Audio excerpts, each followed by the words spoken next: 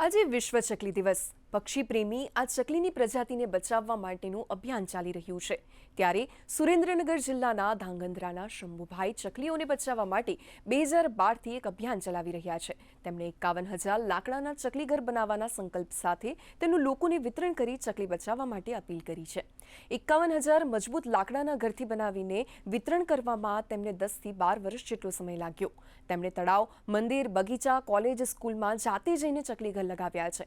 આજના દિવસે શંભુભાઈ ધાંગધ્રા શહેરની સ્કૂલમાં જઈને ચકલી બચાવવા માટે લોકોને અપીલ કરી રહ્યા છે અને ચકલીનું શું મહત્વ છે તે વિશે માર્ગદર્શન આપ્યું હતું અને ચકલીના માળાનું વિતરણ કર્યું હતું।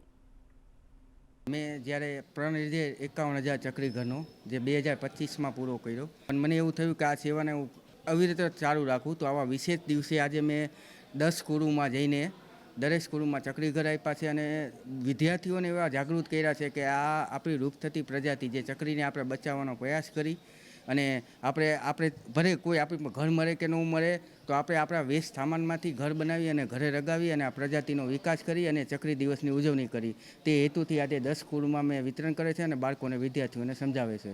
આજે અમારી શાળામાં અમારા સાહેબોએ ઘણું ચકલી વિશે અમને જ્ઞાન આપ્યું। આજના આધુનિક યુગમાં વૈભવ પ્રાપ્ત કરવા માટે આપણે પક્ષીઓનો નાશ કરીએ છીએ, જેના કારણે પક્ષીઓની જાતો લુપ્ત થતી જાય છે। જે પક્ષી પહેલાં આપણા ઘરનું એક સભ્ય હતું તે આજે ચકલી આજે લુપ્ત થવાના આરે છે। તો આપણે આપણા અગાશીમાં તેના માટે થોડીક જગ્યા રાખી અને પાણીની પરબો અને માળા બાંધીએ તેઓ અમને શીખવ્યું। શંભુભાઈએ અમારી શાળામાં આવીને અમને ચકલીઓનું માર્ગદર્શન આપ્યું છે અને ચકલીઓના ઘરનું વિતરણ કર્યું છે અને તેમણે અમને એવો આદેશ આપ્યો છે કે આપણે ટેરેસ પર થોડી જગ્યા રાખીએ, માળા અને ચકલીનું ખાવાનું રાખીએ જેથી ચકલી ત્યાં ખાઈ શકે અને પોતાનું જીવન ટકાવી શકે છે।